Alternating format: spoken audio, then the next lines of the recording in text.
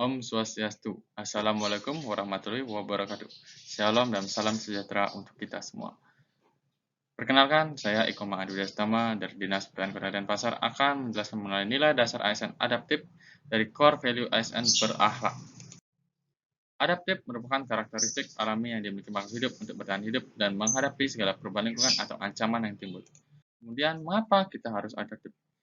Hal tersebut dikarenakan ada beberapa hal, yaitu karena perubahan lingkungan yang strategis, dan kompetensi antar instansi pemerintahan, perubahan iklim, dan perkembangan teknologi.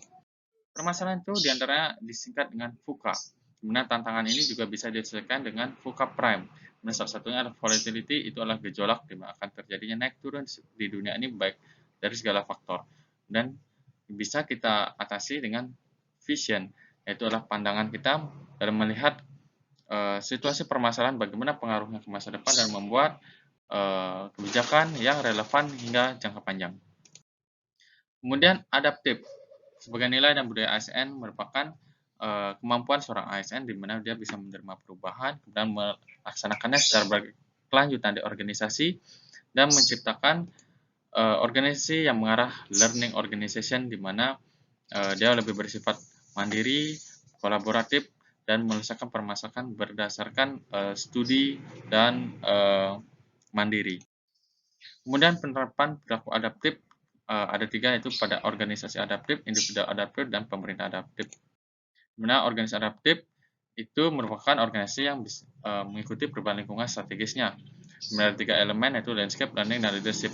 Dimana yang membedakannya dengan organisasi birokrasi ini, dia bersifat lebih organik, kemudian otoritasnya desentralis, manajemennya lebih luas, dan tugasnya dilaksanakan oleh orang yang lebih banyak ketimbang dengan birokrasi.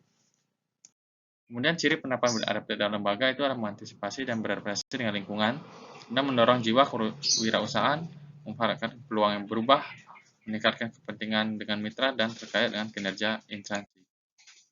Nah, perilaku individual adaptif ialah seorang individu harus memiliki soft skill atau kualifikasi yang mumpuni dan spesifik sesuai dengan kompetensinya, serta bisa mentransformasikan teknologi dan meningkatkan nilai ekonomi serta menjadi SDM yang unggul pada masa sekarang ini.